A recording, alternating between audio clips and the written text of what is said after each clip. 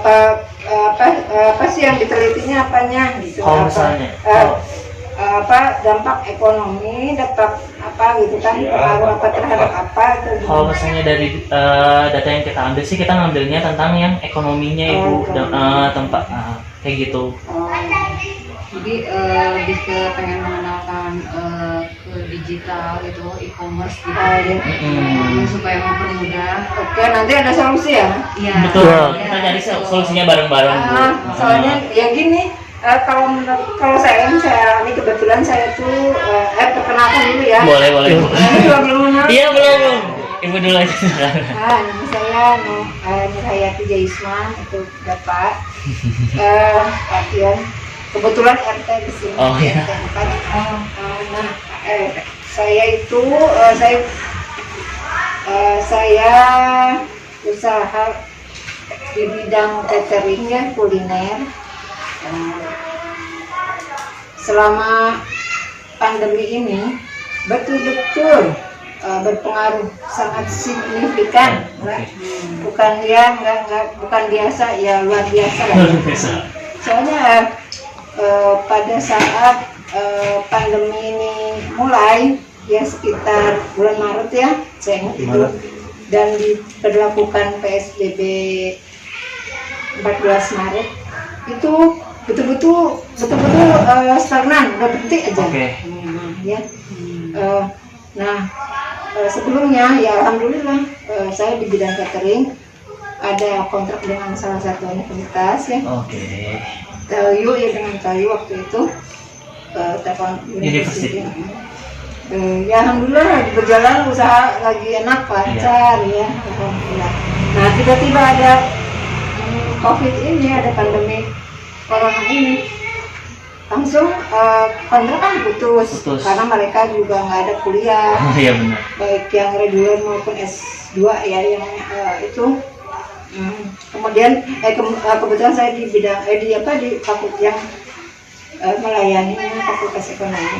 Yang Telkom yang S2, yang di Kirlong sama yang di daerah Polat yang reguler. Nah, itu otomatis kan pembelajaran diberhentikan ya karena PSBB, work from home dan lain-lain. Nah, itu sangat berhenti total. Ya udah, kita istirahat. Iya.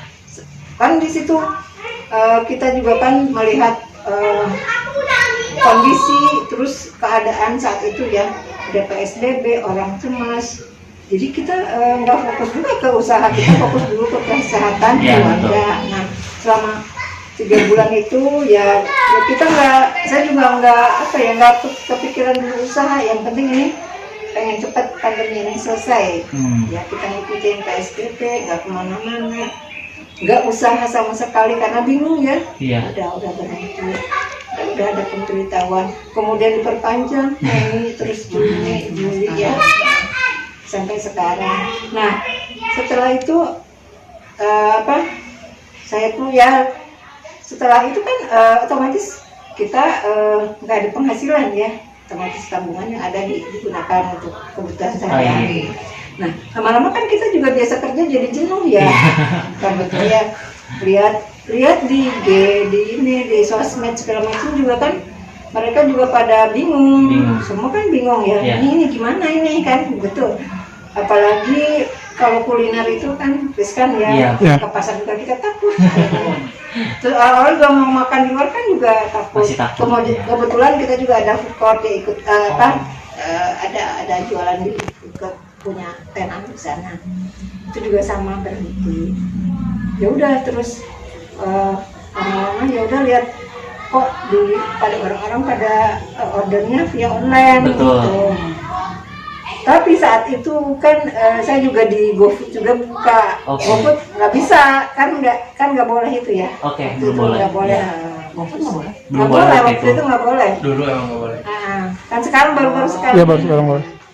Nah itu udah gitu ya udah saya coba online cuma lewat IG terus WA aja. Nah terus medianya ibu baru Instagram sama itu. Iya, tapi sama WA. sudah masuk ya.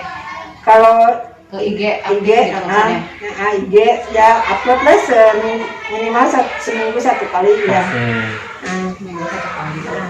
Udah gitu terus, udah bulan ini ya, baru bulan Juni awal Juli lah baru mulai menggeliatkan, ada sedikit perkembangan ini. Nah terus saya kan kalau yang kayak catering dulu masih sibuk ini kan otomatis enggak ya, karena nggak ada kegiatan, karena saya tergantung pada event ya. Ada event apa gitu kan pasti banyak yang pesan. Kalau gini kan nggak ada, karena nggak ada pertemuan, semua lewat Zoom toh. Seminar apa lewat Zoom, lewat Google Meet. Nah akhirnya lalu apa ya, terus saya ternyata orang-orang pada senang jajan ini. Ya udah saya produksi kayak dimsum kayak gitu ya. Alhamdulillah ya jalan gitu ya. Ya seperti itu, sekarang jadi by order aja. Jadi tapi promosi saya lewat medsos belum apa ya, digencarkan semaksimal mungkin. belum maksimal karena kan kadang Ya, ibu udah bisa membaca peluang di mana nih kira-kira ramenya lagi di sini. Coba-coba kalau ternyata orang-orang pada ini ternyata makanan berat itu belum masuk lah, karena orang-orang kan takut pada masak sendiri ya. Apalagi WFH sekarang kan ibu-ibu muda pada masak, jadi lebih berkreasi mereka, jadi lebih pintar. Ya masak sendiri. Terus malah yang saya lihat yang waktu itu kayak bahan-bahan mentah kayak sayuran apa yang online gitu ya. Nah yang saya lihat itu kalau yang masakan kayak gitu agak jarang kemarin gitu, karena memang orang masih takut. Masih takut. Takutnya kan ya itu katanya virus ini takut menular gitu. Saya juga kendalanya tuh di promosi. Oke. Itu saat itu usaha saya seperti itu, jadi memang pandemi ini sangat berdampak bagi kita, sangat berdampak sampai saat ini. Ya mudah-mudahan segera berlalu. Amin. Kalau misalnya ibu nih, kan ibu ini tadi beralih dari makanan berat ke makanan ringan. Kalau misalnya ibu tuh untuk sistem penjualnya tuh kayak tadi kan ibu bilang kalau misalnya per event nih baru bikin satuan untuk kayak perorangan. Saya ada yang baik call, Bu saya mau beli ini satu boleh kayak gitu, bisa nggak? Gitu. Kayak gitu. Ya sekarang gitu. Jadi kalau dulu ada yang nasi box misalnya minim sekian puluh ya. Sekarang sih enggak, kita misalnya mau ada berapa 10 nggak masalah ya, karena kita juga kan lihat pasar orang juga kan sekarang zamannya juga banyak yang PHK, terus banyak gaji yang terkurangi, otomatis kita juga menyesuaikan dengan keadaan ya. Terus kalau kayak saya juga bikin dimsum harganya enggak low budget lah, enggak tinggi banget enggak gitu. Karena harus bersaing sih juga ya. Soalnya terutama yang sekalian itu kan anak-anak. Kalau orang tua mah kan enggak begitu. Jadi saya pengen pasarnya itu ngebidik itu aja, yang anak-anak muda, ibu muda lah 30 ke bawah. Sampai 18 sampai 30. Ibu ke bawah. Untuknya 3 gini-gini. Masih muda. Gitu. Jadi ya mungkin ada solusi buat saya tuh gimana saya terima gitu, kalau misalnya ada solusi yang terbaik. Kalau misalnya gini nih Bu, Mami sebelumnya kalau misalnya selama pandemi ini tuh sudah tertutupi belum Bu? Kalau misalkan ibu nih lagi usaha nih, atau misalnya harus ada modal, pengeluaran income, outcome, sudah terpenuhi belum sih si modal awalnya, atau masih kayak meraba gitu Bu? Kalau modal awal, kalau di Kumuna itu insya Allah sih bisanya dengan duit di sini. Saking sibuknya banget, nggak punya asisten di rumah, jadi semua sendiri. Saya sibuk bikin roti, lupa uang di sini, bawa pas sore mau ngembaliin udah nggak ada lagi, nggak seperak. Waktu jalan rumah hidup juga ya Bu ya. Iya, lama juga sih jalannya. Ini lumayan sih sekarang agak lumayan. Tadinya waduh kalau efek pandemi kemarin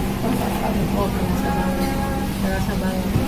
Apalagi waktu bulan puasa ya, awal itu bulan puasa tuh tadinya saya optimis bakalan laku kayak puding, kayak salad gitu kan. Puasa biasanya orang lagi Ya, sore-sore biasanya ramai di jalan ini. Ternyata 2-3 hari enggak. Ya saya tutup, saya fokus di keringat. Kalau Itu masyarakat tuh senang dengan mengkonsumsi yang minimal rempah-rempah. Rempah-rempah. Ini ya, apa namanya, gaya, bukan gaya Kayak hidup. gitu. Kalau saya bilang gaya hidup Gaya sana, hidup ya? kebiasaan mereka, ya memang kita bandingkan aja masyarakat sana lebih sehat. Kemudian dari tingkat mungkin si COVID itu juga sekarang terbilang kecil. Apa yang membedakan ya mungkin daya tahan tubuh imun mereka lebih bagus di kota. Jadi, Karena ada pola hidup, pola bergaul juga di sana.